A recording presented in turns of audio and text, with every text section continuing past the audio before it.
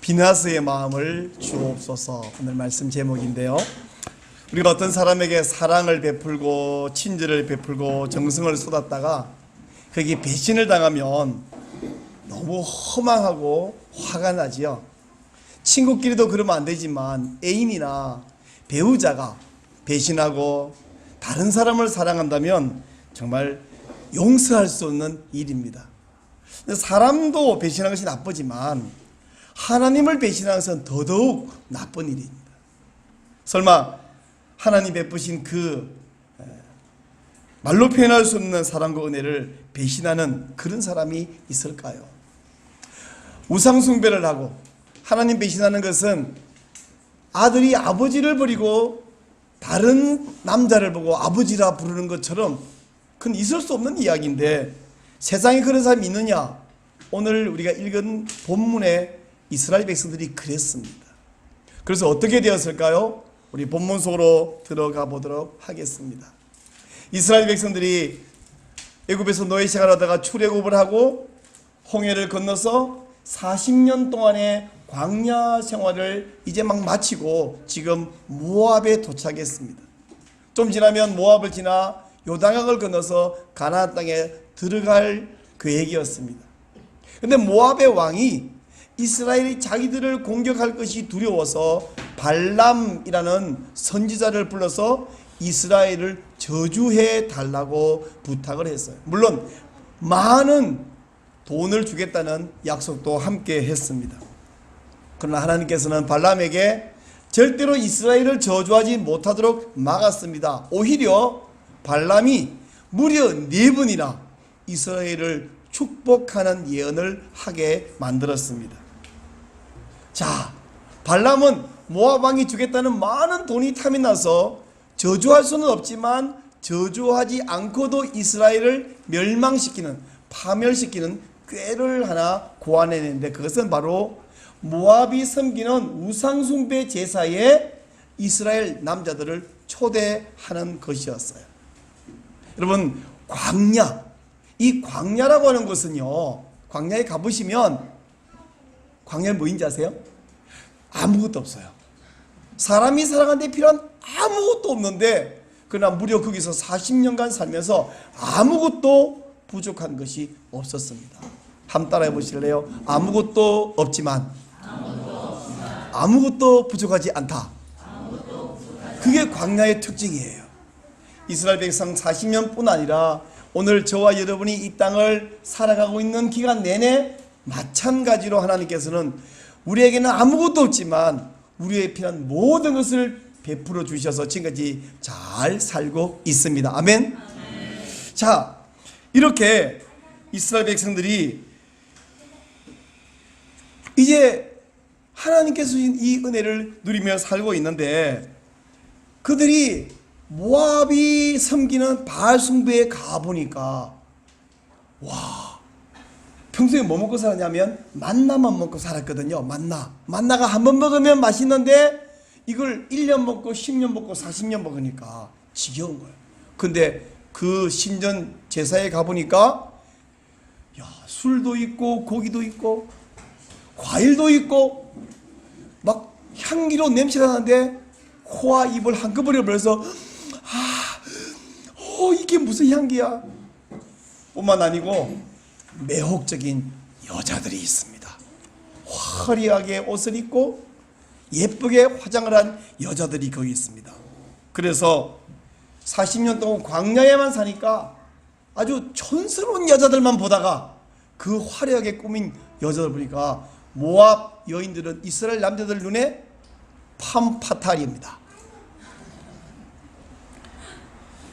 이스라엘이 바알 제사에 참여한 것은 참 신이신 하나님을 두고 신이 아닌 실체가 없는 가짜 우상을 숭배하게 됐으니까 이것은 영적인 음행이에요.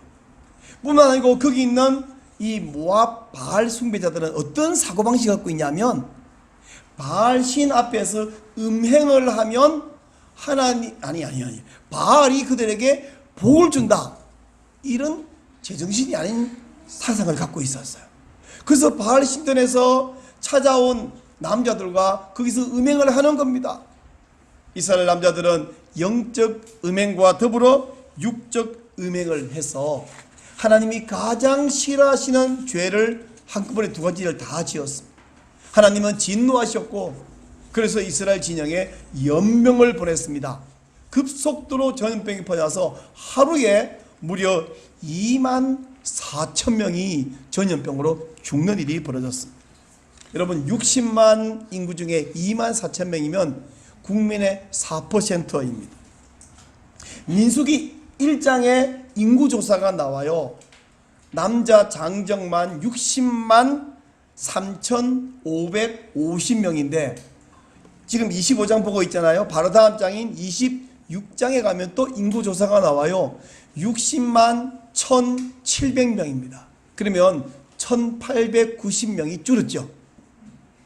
근데 실제로 40년 내내 인구가 늘기는커녕 1,890명이 줄었다는 것은 이날 하루에 2만 4천 명이 죽어버리지 않았다면 인구가 62만 4천 명이 될 건데 그날 다 죽어버린 거예요. 우리에게는 인구가 큰 의미 없는지 모르지만 그 시대는 인구 이꼴 국력이고 재력이었기 때문에 여러분 이거 돈으로 환산해 생각해보면 됩니다. 40년 내내 하나님이 쏟아부으신 모든 축복을 하루에 물거품이 되어버린 것이 바로 이 바알 숭배 사건이었습니다. 이래서 온 이스라엘이 슬퍼하며 울고 있을 때에 한 이스라엘 남자가 미디안의 여자 하나를 데리고 심지어 이스라엘 진영까지 그 여자를 끼고 들어왔습니다. 그 남자는 보통 남자가 아니라 그냥 평범한 백성이 아니라 시므온 지파의 한 족장인 이름이 시므리라는 남자였습니다.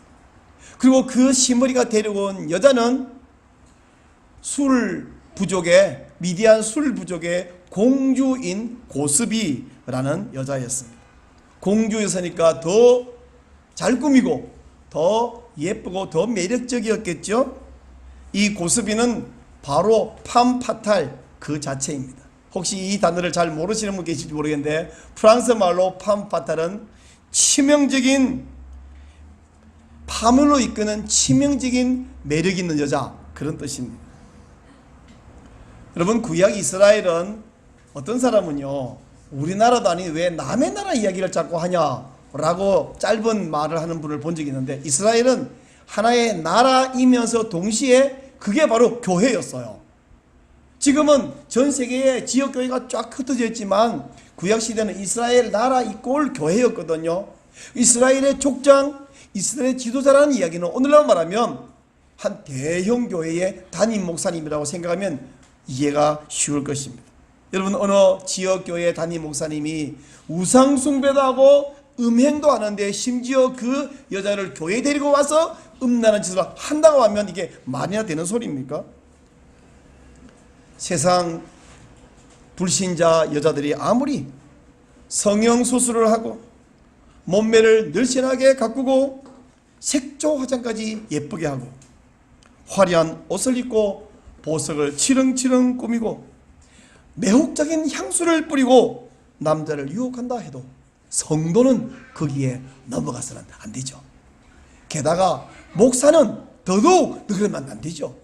혹시 어떤 연약한 성도가 넘어가려고 하면 소리를 지르며 두 팔을 벌리고 그러지 말으라고, 그러면 죽는다고 망한다고 가로막아야 하는 것이 바로 목사가 해야 되는 일입니다. 그런데 이런 지도자가 앞장서서 영적 음행과 육적 음행을 저질렀으니 이게 말이나 되는 것입니까? 시므리가 고스비를 데리고 자기 장막에 들어가서 그 안에서 무슨 일이 벌어지고 있었을지는 안 봐도 유튜브입니다. 바로 그때 백성 가운데 하나님의 마음을 소유한 한 사람이 있었는데 이 사람은 대제사장 아론의 손자인 엘르아살의 아들 비느하스입니다.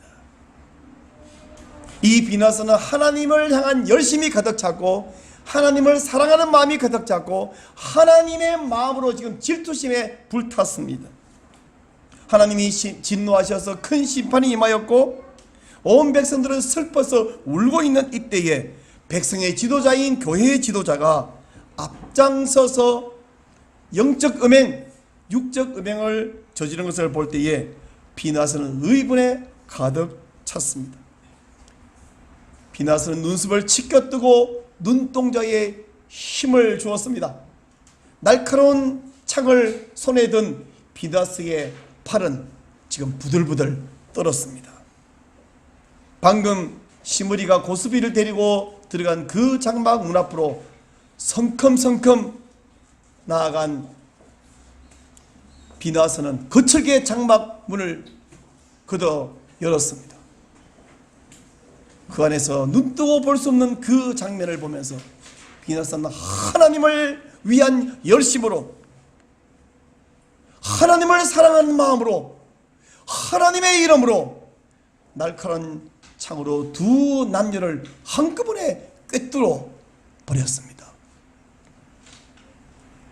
그리고 이 비나스의 행동은 우리 하나님의 마음을 흡족하게 했습니다.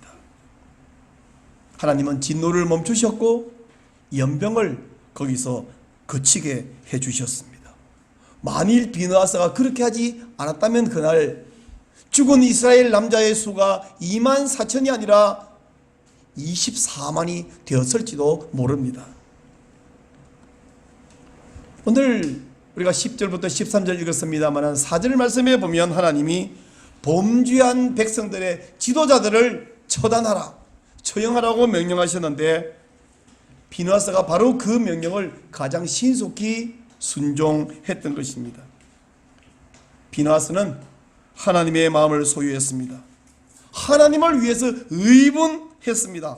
하나님 말씀에 순종했습니다. 그럴 때 하나님께서는 백성을 향한 연병을 멈출 뿐 아니라 비나스에게 특별한 복을 약속하셨는데 그것은 대대로 영원히 너의 후손이 내 앞에서 제사장으로 섬기게 될 것이다 하는 약속이었습니다. 이 약속대로 실제로 아론의 후손 비나스의 후손이 계속해서 제사장으로 섬길 수 있었습니다.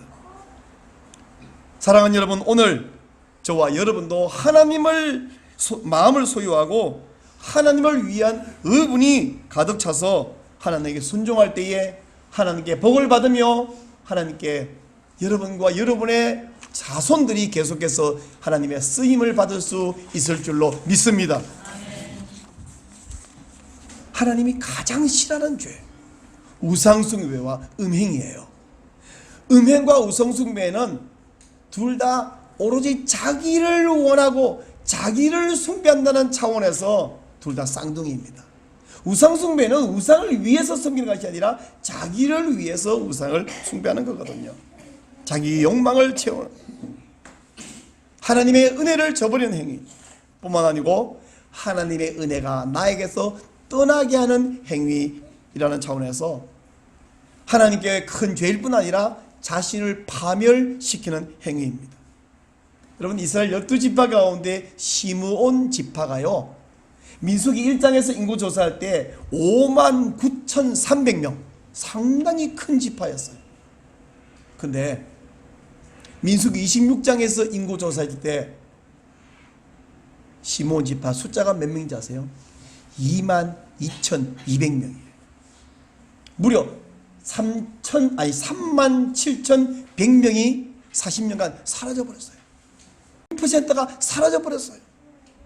방금 고스비라는 여자를 데리고 간 그 비나스의 손에 죽은 그 족장의 이름이 시므리라고 했지만 시므리 외에도 그동안 자격 없는, 책임성 없는, 하나님을 전혀 사랑하지 않는, 백성을 바른 길로 인도하지 않는 족장과 지도자들이 많았다는 것을 이 사실이 증거하고 있습니다. 지도자가 악하면 그 교회, 그 도시, 그 나라는 망하는 것이 당연한 수순입니다. 그런 의미에서 우리는 바른 지도자를 뽑아 세워야 되고 지도자가 바르게 되도록 기도해야 할 책임도 있습니다. 지도자가 대놓고 동성애를 지지하는데도 불구하고 그 지도자를 지지한다면 그 사람은 하나님 편이 아니에요. 하나님의 원수 편이죠. 시므리가 이스라엘 진영에 데리고 온 술 공주 이름은 고스비라고 했죠. 고스비, 성이 고시가 아닙니다. 히브리 말로 코즈비 이렇게 발음해야 되는데 고스비라고 하는데, 코즈비라는 이 이름의 뜻이 거짓말쟁이, 사기꾼, 속이는 자라는 뜻이에요. 여러분, 고스비는 3500년 전 모압에만 있는 것이 아니라 2000년 전에도 있었고, 바울 시대에도 1000년 전에도 있었고, 21세기 우리가 사는 시대에도 고스비가 우리 주변에 많이 있습니다. 거짓말쟁이, 사기꾼, 속이는 자가 우리를 유혹하며 속이고 있습니다. 고스비는 말합니다. 내 눈을 바라봐, 넌 행복해지고. 내 손을 잡고 내 눈을 바라보고 나와 함께 놀면 네가 신세계를 경험하며 네 인생이 행복해질 거야. 고스비는 우리에게 약속하지만 약속을 지키지 않습니다. 우리 주변에 있는 고스비의 눈을 바라보면 하와처럼 보암직도 하고 먹음직도 하고 탐스럽기도 합니다마는, 우리 마음이 다 빼앗겨 버립니다마는 파멸로 가는 길이죠. 고스비가 원하는 것은 우리에게 행복을 주는 것이 아니에요. 우리 마음의 왕좌, 하나님의 자리를 지가 차지하는 것이 고스비의 목표입니다. 그러나 여러분, 우리를 만드신 분은 하나님이시고 우리에게 모든 필요를 채워주시는 분도 하나님이십니다. 우리가 잘 되기를 원하는 분도 하나님이십니다. 우리가 진정 행복하기를 원하는 분은 하나님이십니다. 우리가 진정 행복할 때에 기뻐하시는 분도 하나님이십니다. 세상에는 우리의 눈을 돌려서 파멸로 이끌어가는, 유혹하는 사기꾼, 거짓말쟁이 고스비가 많습니다. 이 고스비는 사탄의 하수인입니다. 이 고스비는 우리를 파멸시키는 길로 인도하는 자입니다. 사탄이 대대로 써먹는 수법이 하나 있는데, 음행으로, 음란으로 유혹하는 거예요. 이 뻔한 수법을 매번 써먹는데 매번 사탄은 성공했고 인류는 매번 쓰러지고 넘어졌습니다. 노아 홍수 때에도 음행이 문제였습니다. 소돔과 고모라에도 음행이 문제였습니다. 모세 이 시대에 모압에서 유혹한 것도 음행으로 유혹했습니다. 무려 24,000명이 전염병에 죽었죠. 우리가 사는 21세기는 역사를 돌이켜볼 때 어느 시대보다도 문란한 시대입니다. 성도 중에도, 때로는 심지어 목사 중에도 시므리처럼 거짓말쟁이 고스비에게 넘어가는 사람이 종종 있습니다. 이러한 때에 우리에게 필요한 건 뭐냐? 비느하스의 마음이에요. 오늘 말씀 제목, 다 잊어버리다도 하나만 기억하죠. 따라하시죠. 비느하스의 마음을 주옵소서. 우리에게 필요한 건 비느하스의 마음입니다. 비느하스의 마음, 여러분, 광야 시대에는요, 아론의 자손들만 제사장이었지만 신약 시대는 우리 모두가 제사장이에요. 제사장 아닌데 제사장인 척하면서 비느하스의 마음을 가진다고 우기는 것이 아니라 우리가 제사장이라는 사실을 아는 것부터 출발해야 됩니다. 베드로전서 2장 9절, 너희는 왕같은 제사장들이라 말씀하셨습니다. 그러므로 제사장이라는 이름, 제사장이라는 직분, 직책에 있는 것이 중요한 것이 아니라 제사장의 마음, 비느하스의 마음을 소유하는 것이 정말 중요하죠. 그러므로 우리 제사장 모두가 하나님을 위해 의분하는 마음을 가지시기를 바랍니다. 하나님께 순종하시기 바랍니다. 비느하스 같은 제사장 되는 것이 우리의 소원이고 우리의 기도가 되고 우리의 삶이 되어야만 합니다. 우리 하나님은 비느하스 같은 사람을 기뻐하시고 비느하스에게 복을 주시고 비느하스 같은 사람을 사용하십니다. 그럼 비느하스의 마음을 가지면 뭐 해야 되느냐? 두 가지. 첫째, 내 마음에 찾아오는 고스비를 날카로운 창으로 찔러버리세요. 내 마음속에 고스비가 수시로 찾아옵니다. 거짓말쟁이, 사기꾼, 속이는 자가 수시로 쳐서 이게 행복이야. 이게 다 온 인류가 하는 진리야. 너 몰랐지? 이거 먹으면 너 행복해지는 거야. 뱀이 하와를 유혹했고 고스비가 시므리를 유혹했는데 오늘날 여러분 주변에 가끔 여러분을 흔들려고 노력하던 고스비가 누군지 혹시 떠오르시나요? 창으로 찔러버리는 것입니다. 두 번째, 내 주위에는 시므리들이 있습니다. 고스비와 짝짝꿍하고 있는 시므리들이 있으면 안 된다고 진짜 창으로 찌를 수는 없지만 우리가 그것을 막아야 됩니다. 제사장이니까요. 제사장은 바른 길로 인도해야 되니까요. 악한 말세에 저와 여러분은 비나스의 마음을 가지고 하나님의 복을 받으며 하나님께 쓰임받는 제사장이 되시기를 주의 이름으로 축원합니다.